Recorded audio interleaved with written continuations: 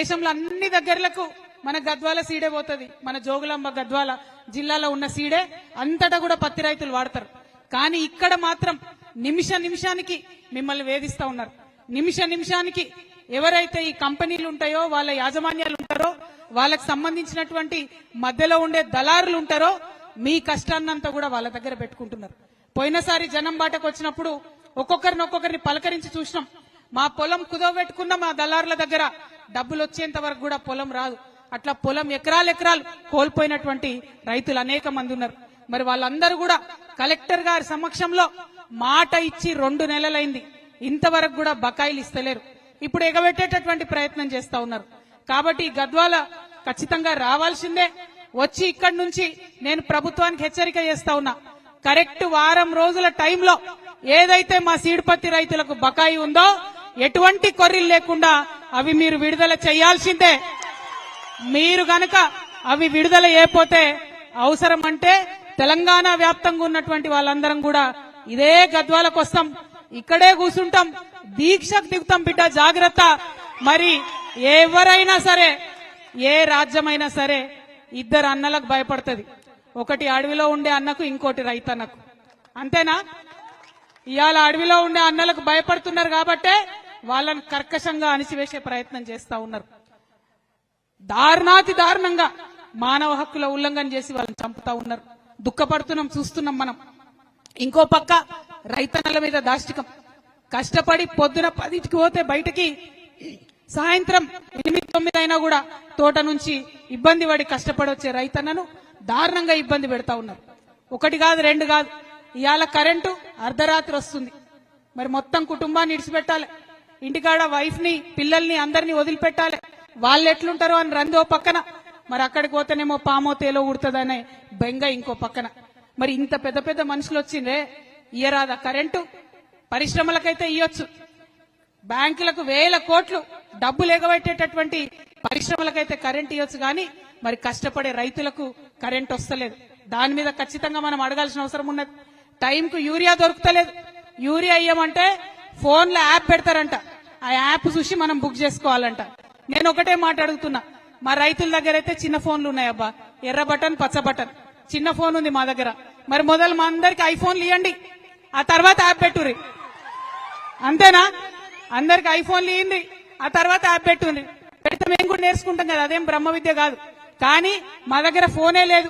ఇప్పుడు మేము ఏడబోదుము, మా పిల్లగాన్ని ఏడ బతిమలాడదుము, ఆ చదువుకునే పిల్లని బతిమలాడి యాప్ బుక్ చేసుకొని కొనుక్కోవడానికి పోవాలి యూరియా. అంటే మీకు యూరియా ఇచ్చే చేతగాక అనేకమైనటువంటి కొర్రీలు పెడుతున్నారు తప్పితే నిజంగా రైతు మేలు కోరి కాదు. నిజంగా రైతు మేలు కోరి ఉంటే ఏం చేయాలి చెప్పలే, ఈ కాంగ్రెస్ వాళ్ళు చెప్పలే. మీరు అర్జెంట్ గా ఓన్రి, ఊరుకుండ్రి, బ్యాంకుల దగ్గర లైన్లు కట్టుండ్రి. మీ దగ్గర 1,00,000 రుణమాఫీ అయిపోతే 2 లక్షలు తెచ్చుకోండి. ఇంటింట్లో ఎంతమందికి వస్తే అంతమందికి 2 లక్షలు తెచ్చుకోండి. మేము ఎక్కుతానే సోనియమ్మ పుట్టినరోజు నాడు మొత్తం రుణమాఫీ చేస్తామని చెప్పారు. అంటే పాపం చాలా మంది ఒక్కొక్క ఇంట్లో 2, 3 పోయి డబ్బులు తెచ్చుకున్నారు. కానీ ఆ 2 లక్షల రుణమాఫీ అన్నది జరగనే లేదు. ముఖ్యమంత్రి గారు మొన్న చెప్తా ఉన్నారు, అందరికి 2 లక్షల రుణమాఫీ చేసినాం. మేము ఆనాడే ఛాలెంజ్ చేసినాం, ఈ రాష్ట్రంలో 40 లక్షల మందికి 40 లక్షల మంది రైతులకు రుణమాఫీ చేస్తాం 40,000 కోట్లు అని కాంగ్రెస్ పార్టీ హామీ ఇచ్చింది. ఇవాళ రుణమాఫీ చేసింది కేవలం 25 లక్షల మంది రైతులకు మాత్రమే. అంటే ఇంకా 15 లక్షల మంది రైతులకు రుణమాఫీ జరగలేదు. ఇవి గణాంకాలు చెప్తున్నాయి, లెక్కలు చెప్తున్నాయి. మీరు బుకాయించినా కూడా నమ్మరు ప్రజలు, ఎందుకంటే అనుభవిస్తున్నారు. కొంతమందికి 50,000 ఉన్న వాళ్ళకు కూడా రుణమాఫీ కాలే, కొంతమందికి 1,50,000 ఉన్న వాళ్ళకు కూడా రుణమాఫీ కాలే. రుణమాఫీ అందరికీ చేయాలని చెప్పి ఈ ప్రభుత్వాన్ని నేను డిమాండ్ చేస్తా ఉన్నా. అదే విధంగా రైతు భరోసా ఎట్లయిపోయిందంటే ఎన్నికల కోసం ఇచ్చే గిఫ్ట్ లెక్క అయిపోయింది. మన ముఖ్యమంత్రి గారు ఏమాత్రం మొహమాటం లేకుండా ఇగో రైతు భరోసాకి వేస్తున్నా నేను, తర్వాత ఎన్నికలు పెడతా ఎంపీటీసీ డెప్యూటీసీ అని చెప్తున్నారు. అంటే కేవలం ఎన్నికలప్పుడే రైతు గుర్తొస్తుండే తప్పితే మిగతా టైంలో గుర్తొస్తలేదు. కాబట్టి రైతు భరోసా ఖచ్చితంగా వేయాలని నేను ప్రభుత్వాన్ని డిమాండ్ చేస్తా ఉన్నా. మరి మొన్న సర్పంచ్ ఎన్నికలు అయితే ఈ ఏటికి అవతల వైపు నారాయణపేటలో మా తమ్ముడు గవినోల శ్రీనివాస్ గారు డైరెక్ట్ గా యునానిమస్ గా సర్పంచ్ గెలిచి మరి బోని కొట్టిండు జాగృతికి. ఆయన జాగృతి జిల్లా అధ్యక్షుడు నారాయణపేట. మరి మున్సిపల్ ఎన్నికలు రాగానే ఆ జోగులాంబ అమ్మవారి దయతోని గద్వాల్ నుండే జాగృతి జయగంట మోగింది. జైత్రయాత్ర ప్రారంభమైంది. మొత్తం వడ్డేపల్లి మున్సిపాలిటీ గెలుచుకున్నాం. అవునా కాదా? చూసిరా లేదా మీరందరూ? మరి అదే జైత్రయాత్ర కొనసాగుతుంది. సరే, ఇవాళ వాళ్ళు మనతో ఉన్నారా లేదా చర్చ కాదు. ఎందుకంటే గద్వాల్ గడ్డ మీద ఒక రకమైన రాజకీయం నడుస్తుంది.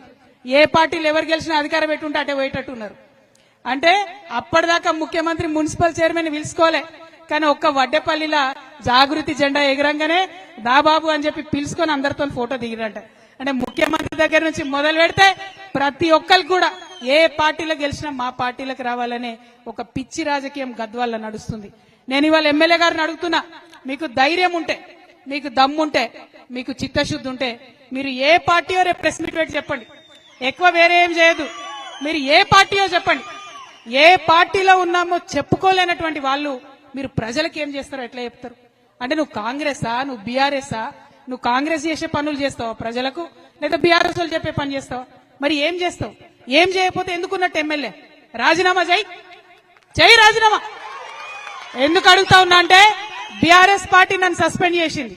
నీతి ఉంది, నాకు ధర్మం ఉంది కాబట్టి ఆ పార్టీ ద్వారా వచ్చిన ఎమ్మెల్సీకి ఒకటే నిమిషంలో నేను రాజీనామా చేసిన.